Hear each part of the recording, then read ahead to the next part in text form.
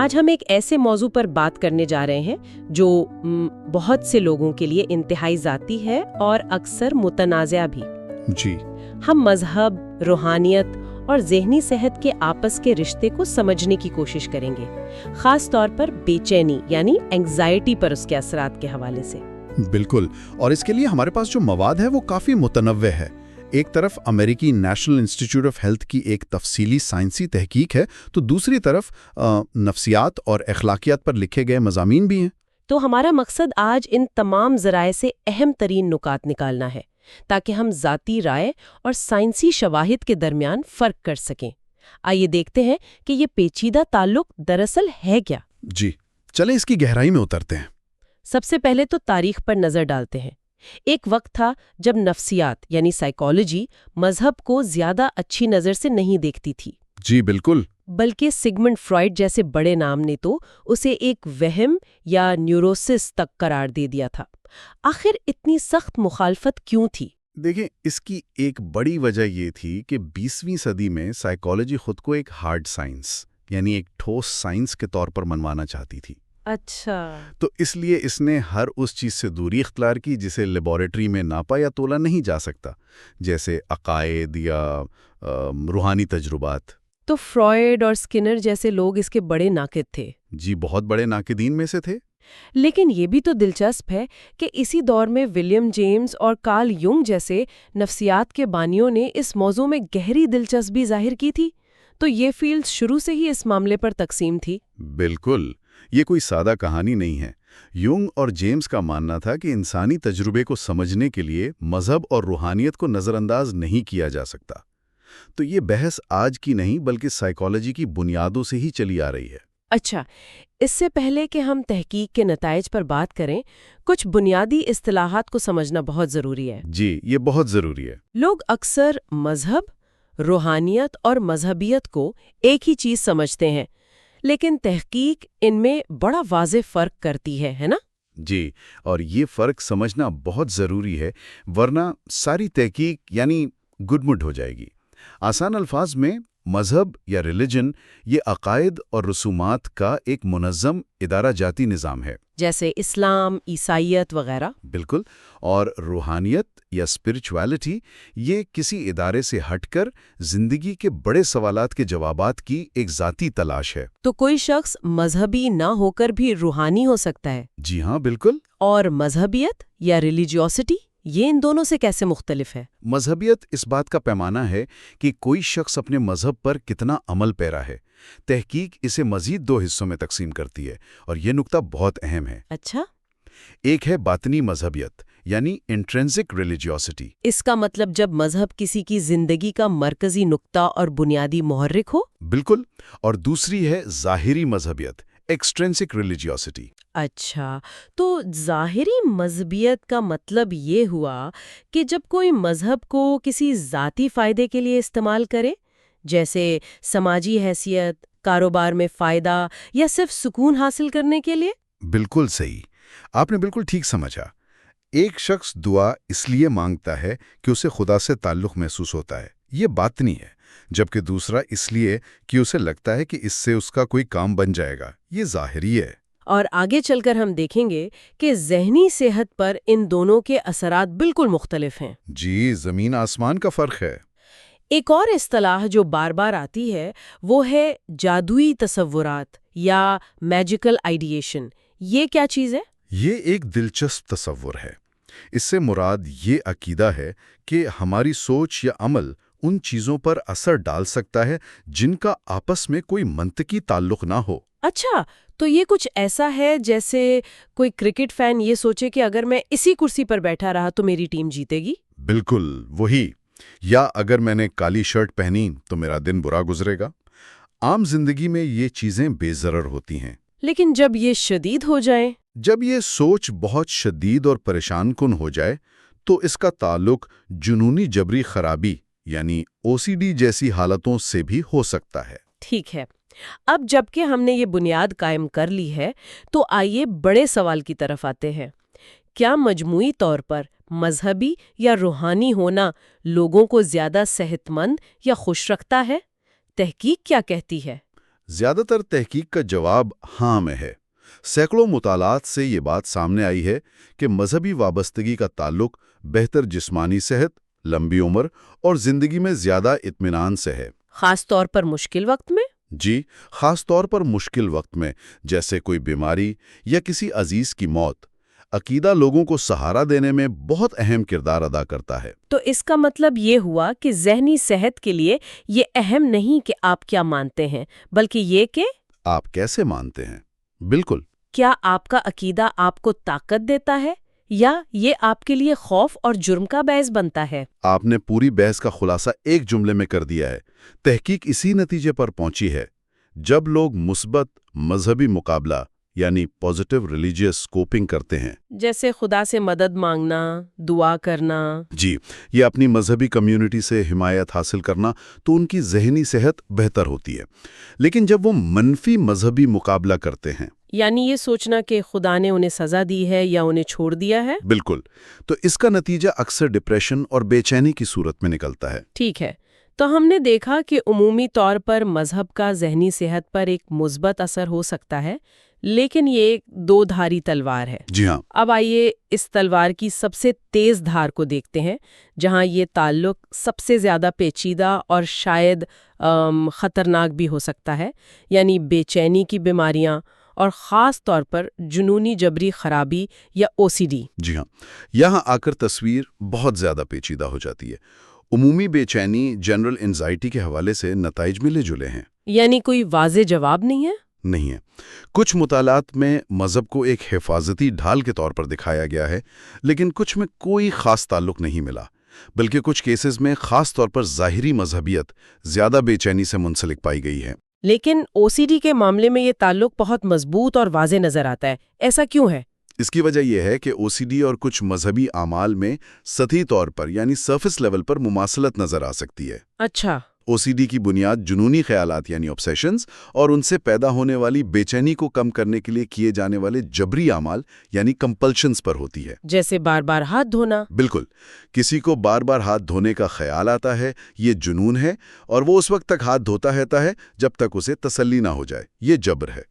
اور مذہب میں بھی پاکیزگی، صفائی اور مخصوص رسومات پر بہت زور دیا جاتا ہے۔ بالکل، فرض کریں کسی کو OCD ہے اور اس کا جنون پاکیزگی کے بارے میں ہے، مذہب میں بھی پاکیزگی اور طہارت پر زور دیا جاتا ہے۔ تو یہ تو ایک دوسرے کو تقویت دے سکتے ہیں؟ جی، تحقیق یہی بتاتی ہے کہ یہاں مذہب ان کے OCD کو مزید بڑھا سکتا ہے، کیونکہ ان کے دماغ میں صحیح طریقے سے وضو کرنے یا نماز پڑھنے کا خیال ایک نہ ختم ہونے والا جنون بن سکتا ہے۔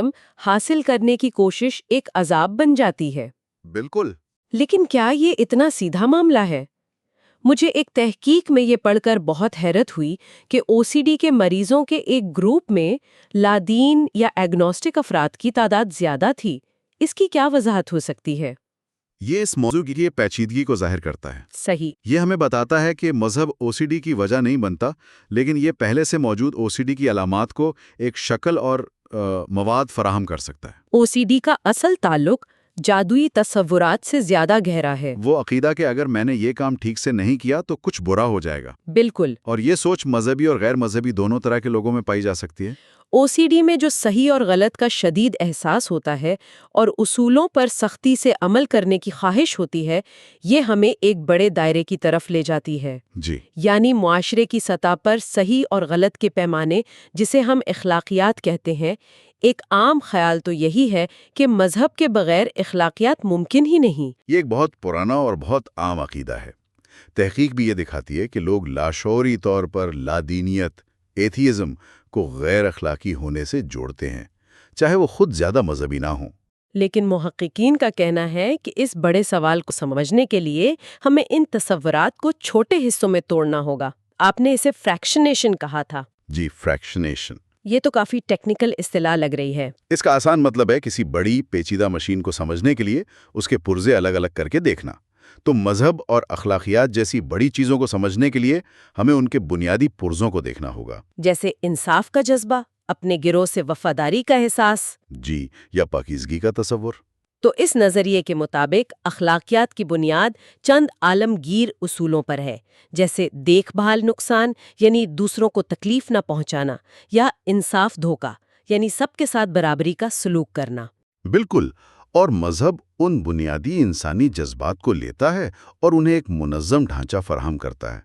ایک اہم نظریہ یہ ہے کہ بڑے انسانی معاشروں کے بننے میں مذہب نے کلیدی کردار ادا کیا۔ کیسے؟ ایک ہر وقت دیکھنے والی، سزا دینے والی مافوق الفطری ہستی کا تصور لوگوں کو سماجی اصولوں پر عمل کرنے پر مجبور کرنے کا ایک بہت طاقتور ذریعہ تھا۔ تو کیا اس بات کا کوئی ثبوت ہے کہ مذہبی خیالات لوگوں کو زیادہ اخلاقی بناتے ہیں؟ تجربات سے دلچسپ نتائج سامنے آئے ہیں۔ جب لوگوں کو لاشعوری طور پر بھی مذہبی تصورات یاد دلائے جاتے ہیں، مثلاً؟ خدا سے متعلق الفاظ دکھائے جاتے ہیں، جی بالکل ایسے، تو وہ زیادہ ایمانداری کا مظاہرہ کرتے ہیں اور دوسروں کی مدد کرنے کے لیے زیادہ تیار ہوتے ہیں۔ لیکن اس کا ایک دوسرا رخ بھی ہے۔ اور وہ کیا ہے؟ وہی مذہبی جذبات جو اپنے گروہ کے اندر تعاون کو بڑھاتے ہیں، وہی دوسرے گروہوں کے خلاف تعصب اور جارحیت کو بھی ہوا دے سکتے ہیں۔ اچھا، تو یہ صرف اچھا بننے کا معاملہ نہیں ہے، یہ ہم اور وہ کی تفریق کو بھی گہرا کر سکتا ہے۔ لیکن کیا تحقیق اس بات کی وضاحت کرتی ہے کہ تاریخ میں بہت سے بڑے تنازعات اور جنگیں مذہب کے نام پر لڑی گئی ہیں؟ یہ ایک بہت بڑا تضاد ہے۔ بالکل۔ ایک طرف مذہب تعاون بڑھا رہا ہے، دوسری طرف گروہی تعصب کو ہوا دے رہا ہے۔ یہ بالکل وہی تضاد ہے جسے تحقیق سمجھنے کی کوشش کر رہی ہے۔ ایسا لگتا ہے کہ مذہب انسانی فطرت کے دو پہلوؤں کو بے وقت مضبوط کرتا ہے، ایک طرف تعاون اور قربانی کا جذبہ اور دوسری طرف گروہی وفاداری اور باہر والوں کے لیے عدم اعتماد۔ یہ ساری گفتگو ہمیں ایک بہت ہی عملی سوال کی طرف لاتی ہے۔ ان سب باتوں کا سائیکو تھیریپی یعنی نفسیاتی علاج کے لیے کیا مطلب ہے؟ یہ تو معالج کی ان کے لیے ایک بہت مشکل صورتحال لگتی ہے۔ یہ آج کل نفسیات کے میدان میں ایک بہت بڑا چیلنج ہے۔ امریکن سائیکولوجیکل ایسوسی ایشن (APA) جیسی تنظیمیں اب مذہب کو ثقافتی تنوع، کلچرل ڈائیورسٹی کی ایک شکل تسلیم کرتی ہیں جس کا احترام کیا جانا چاہیے۔ مطلب اب آپ کسی کے عقیدے کو محض ایک بیماری کہہ کر رد نہیں کر سکتے؟ بالکل نہیں۔ واہ، یہ تو کمال کی بات ہے۔ یعنی فرائیڈ نے جس چیز کو وہم کہا تھا، آج وہی ماہرین نفسیات اس کا احترام کرنے کی بات کر رہے ہیں۔ یہ تو 180 ڈگری کا شفٹ ہے۔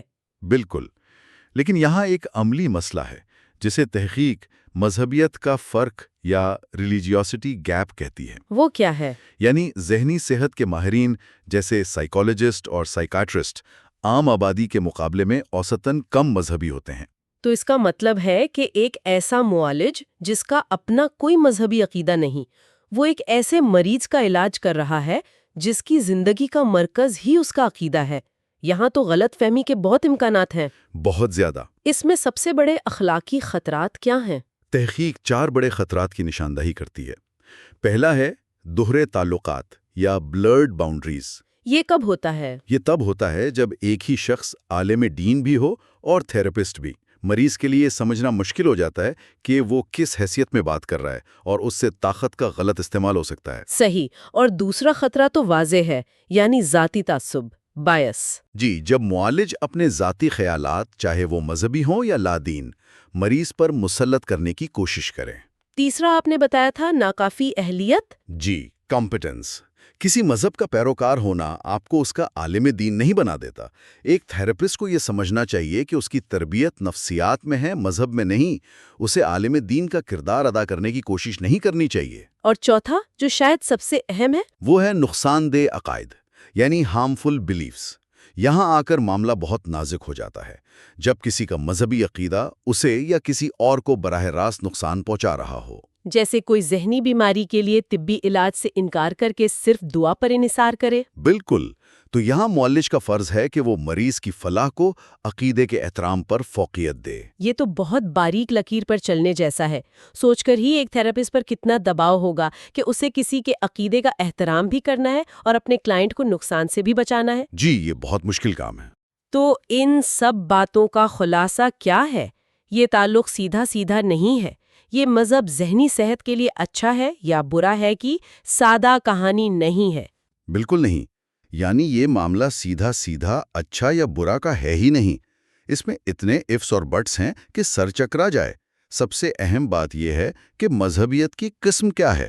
باطنی ہے یا ظاہری؟ جی، انسان مشکل حالات سے نمٹنے کے لیے اپنے عقیدے کو مثبت طریقے سے استعمال کر رہا ہے یا منفی، اور اس کا ثقافتی اور ذاتی پس منظر کیا ہے؟